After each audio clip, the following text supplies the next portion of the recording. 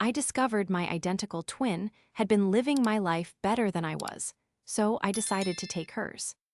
Growing up as an only child in suburban Ohio, I always felt like something was missing from my life, though I could never quite put my finger on what it was. My parents were loving but distant, always busy with their own careers and social obligations. I spent most of my childhood creating elaborate fantasy worlds in my head, imagining I had a sister who understood me completely, someone who shared my thoughts and dreams. The feeling of incompleteness followed me through high school and college, where I struggled to form deep connections with people. I was always the girl who smiled and nodded, agreeing with everyone to avoid conflict, never really standing up for what I believed in. My relationships were shallow, my grades were mediocre, and I felt like I was sleepwalking through life. After college, I moved to Portland and got a job at a small marketing firm. The work was mind-numbing, but it paid the bills and gave me something to do with my days. I lived alone in a tiny studio apartment, spending my evenings binge-watching shows and scrolling through social media, watching other people live the lives I wished I had. Everything changed on a rainy Tuesday morning in October when I was running late for work and decided to grab coffee from a shop I'd never been to before.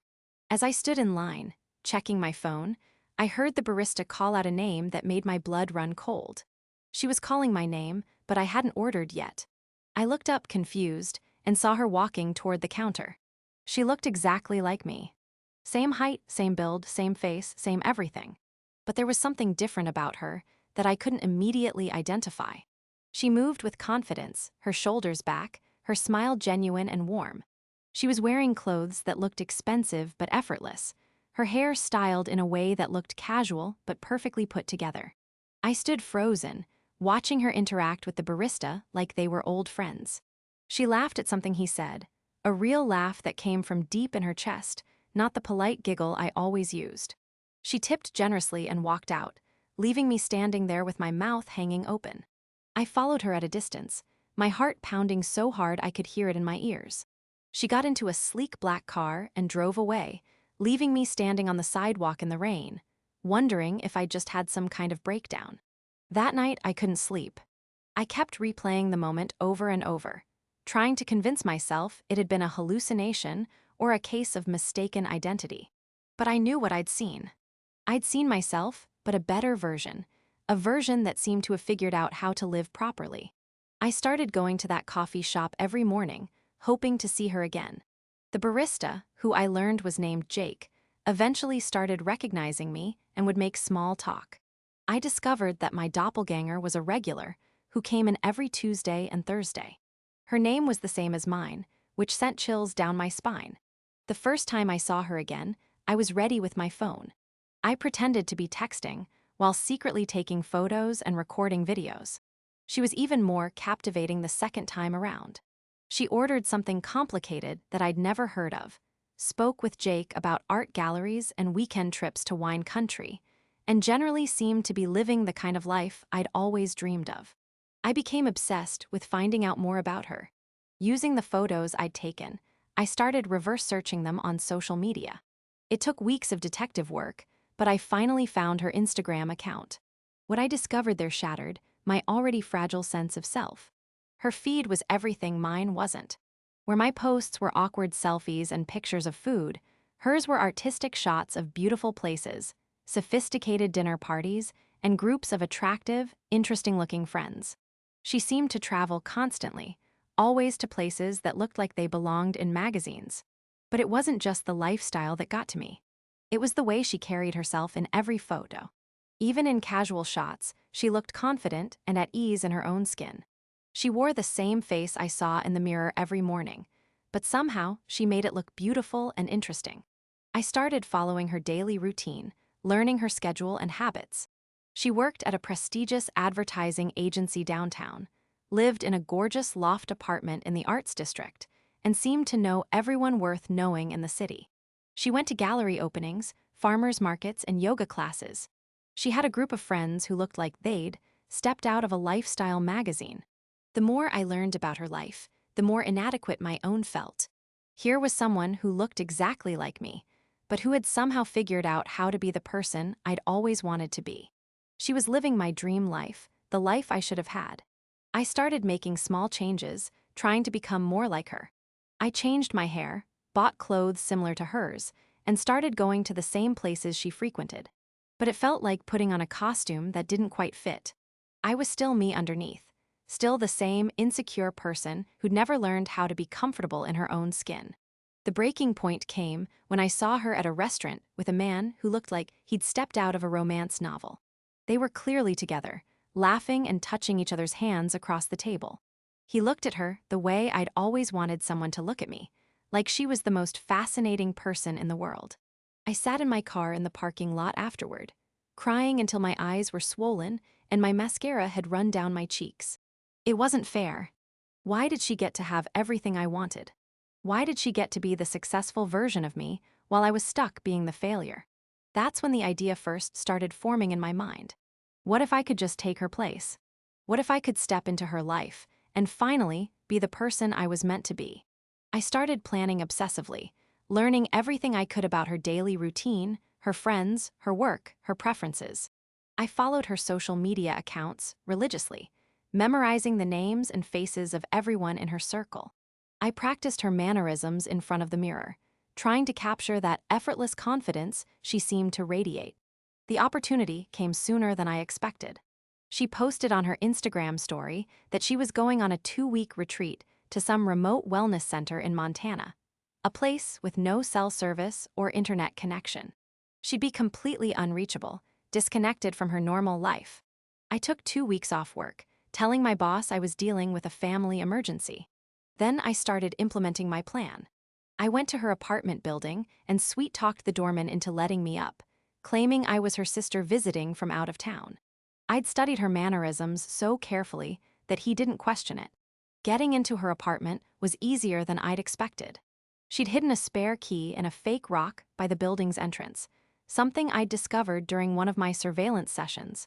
The moment I stepped inside, I felt like I'd entered a different world. Everything about her space was perfect. The furniture looked expensive but comfortable. The art on the walls was the kind of thing you'd see in galleries, and even her kitchen was stocked with ingredients I'd never heard of. It was like stepping into the pages of a home decorating magazine. I spent the first few days just living in her space, wearing her clothes, sleeping in her bed, eating her food. I answered her emails, responded to text messages from friends, and even went to a few social events as her. Nobody questioned my identity. Why would they? I looked exactly like her. But as the days passed, I started to realize that taking over someone's life wasn't as simple as I'd thought. Her friends were sophisticated and well-educated, discussing topics I knew nothing about. Her work was challenging and demanding, requiring skills and knowledge I didn't possess. Even her romantic relationship was more complicated than I'd imagined. The man I'd seen her with at the restaurant turned out to be more than just a boyfriend. They'd been together for over a year, and he knew her in ways that I couldn't fake. He could tell something was off, asking questions about shared memories and inside jokes that I couldn't answer. I started making mistakes, small ones at first but increasingly obvious. I ordered the wrong drink at their usual coffee shop, couldn't remember the names of mutual friends, and had no idea how to handle the complex projects she'd been working on. People started giving me strange looks, asking if I was feeling okay. The worst part was that I didn't feel any happier living her life than I had living my own. I was still the same person inside, still carrying all the insecurities and self-doubt that had plagued me my entire life. Her beautiful apartment felt like a prison, her successful career felt like a lie, and her relationships felt hollow because they weren't really mine. I started having panic attacks, waking up in the middle of the night in a cold sweat, terrified that I'd be discovered. I'd check my phone obsessively, paranoid that she'd somehow found a way to contact people from her retreat. Every knock at the door made my heart race. Every unexpected phone call sent me into a spiral of anxiety. By the end of the first week, I was falling apart. I'd lost weight from stress, barely sleeping, and making increasingly obvious mistakes. Her friends were starting to ask serious questions, and her boyfriend was becoming suspicious. I could feel the whole elaborate deception crumbling around me.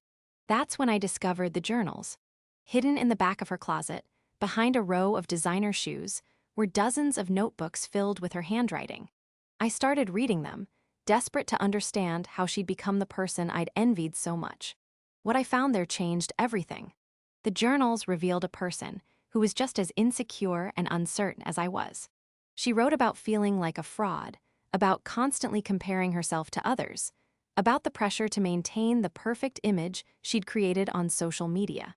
She talked about panic attacks, about feeling lonely despite being surrounded by people, about the crushing weight of everyone's expectations. She'd struggled with the same feelings of inadequacy that had plagued me my entire life. The difference was that she'd learned to hide it better, to put on a convincing performance of confidence and success. But underneath, she was just as lost and afraid as I was. The most shocking entry was from just a few weeks before her retreat. She'd written about seeing someone who looked exactly like her at a coffee shop, about the strange feeling of recognition and the paranoid fear that someone was watching her. She'd noticed me following her, had seen me taking photos, and had been terrified that she was being stalked. Reading those words, I realized the horrible truth. I wasn't the only one who'd been living a lie.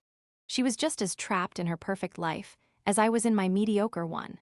We were both performing versions of ourselves, both trying to be something we weren't, both terrified of being found out. But the most devastating discovery was in her most recent entry. She'd written about planning to disappear, about wanting to start over somewhere new where nobody knew her.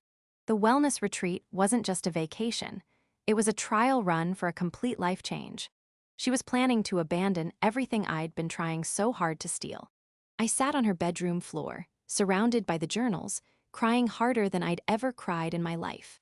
I'd been so focused on what I thought she had that I'd never stopped to consider what she might be running from. I'd envied her perfect life, without realizing that she was just as unhappy with it as I was with mine. The next morning, I started putting everything back the way I'd found it. I deleted the emails I'd sent, canceled the plans I'd made, and tried to undo as much damage as possible. It was like trying to unscramble an egg, but I had to try. I was almost finished when I heard the key in the lock. She was back early, 2 days ahead of schedule. I froze, standing in her living room wearing her clothes, surrounded by evidence of my invasion of her life. She walked in and stopped dead when she saw me. For a moment, we just stared at each other, two identical faces reflecting the same mixture of shock, fear, and recognition. She dropped her bag, her mouth opening but no words coming out. We stood there for what felt like hours, but was probably only a few seconds.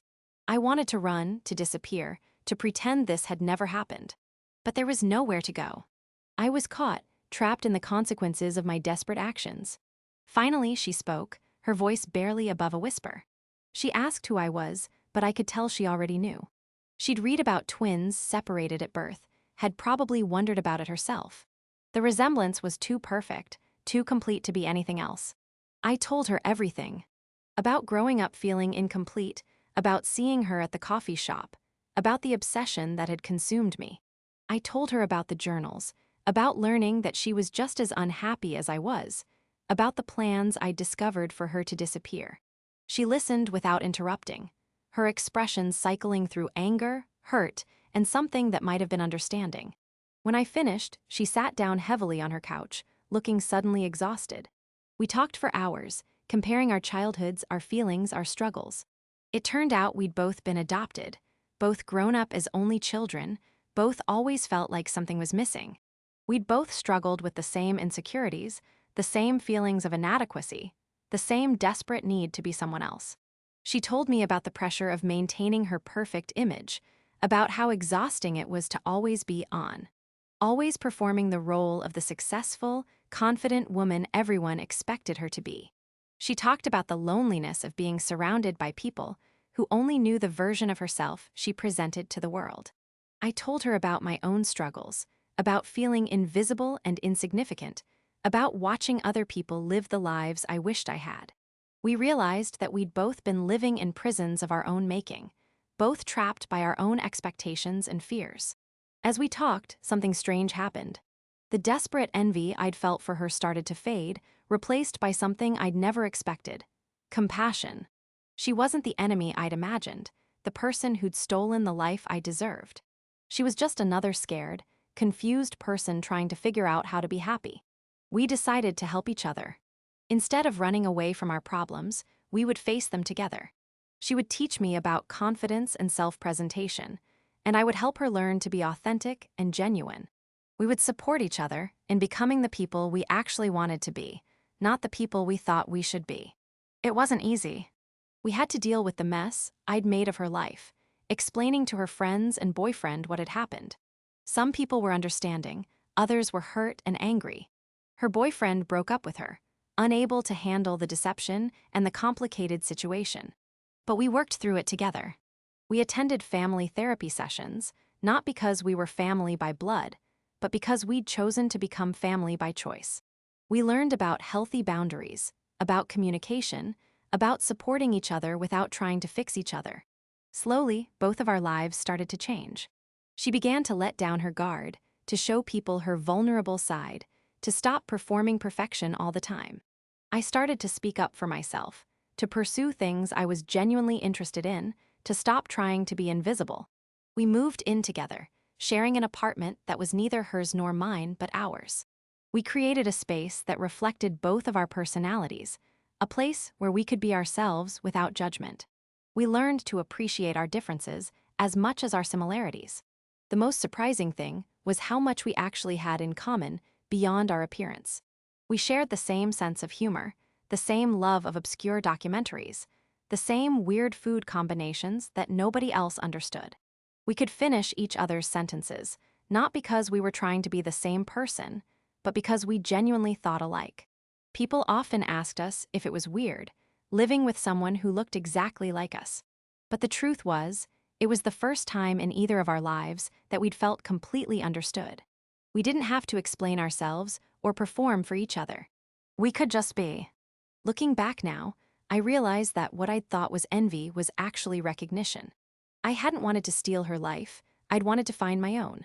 I'd been so focused on what I thought she had that I'd never stopped to consider what I might be capable of creating for myself. The journey wasn't over. We both still struggled with insecurity and self-doubt, but now we had each other to lean on. We'd learned that there was no such thing as a perfect life, no matter how it looked from the outside. Everyone was just doing their best, trying to figure it out as they went along. We started a blog together, sharing our story and the lessons we'd learned. We wrote about the dangers of comparison, about the importance of authenticity, about the power of genuine connection. We received hundreds of messages from people who'd felt the same way we had, who'd been trapped by their own expectations and fears. The blog led to speaking engagements, to opportunities to help other people who were struggling with similar issues. We found purpose in our shared experience, in the unique perspective we could offer as two people who'd lived through something so unusual and transformative. Neither of us ended up with the life we'd originally thought we wanted. Her perfect Instagram life was gone, replaced by something messier but more real. My invisible existence was over, replaced by a life that was more visible and vulnerable than I'd ever imagined. But we were both happier than we'd ever been. We'd learned that the life worth living wasn't the one that looked perfect from the outside, but the one that felt authentic from the inside. We'd discovered that the missing piece we'd both been searching for wasn't a different life or a different person, but the courage to be ourselves. The story could have ended there, with us settling into our new life together, but life had one more surprise in store. About 6 months after we'd started living together, we received a call from a private investigator who'd been hired by someone looking for us. It turned out that we weren't the only ones. There were others like us, other twins who'd been separated at birth and adopted by different families. We were part of a larger story, a secret that had been kept for decades. The investigator arranged for us to meet 2 other women who looked exactly like us. 4 identical sisters, all in their 20s, all living completely different lives in different parts of the country. The meeting was surreal, like looking into a funhouse mirror that reflected not just our appearance, but our shared experiences of feeling incomplete and searching for something we couldn't name. We learned that our birth mother had been young and unable to care for 4 babies, so she'd made the heartbreaking decision to give us up for adoption. The adoption agency had deliberately placed us with families in different states, believing it would be easier for everyone if we didn't know about each other. Meeting our other sisters was overwhelming in the best possible way. We were all so similar, and yet so different, each of us having developed our own personality and interests despite our identical genetics. We spent days talking, sharing stories, discovering connections and differences. One sister had become a teacher, dedicating her life to helping children. Another had started her own business, channeling her creativity into making beautiful handmade jewelry. The fourth had joined the military, finding purpose in serving her country. We all had the same basic features, the same smile, the same laugh, but we'd each found our own way of being in the world.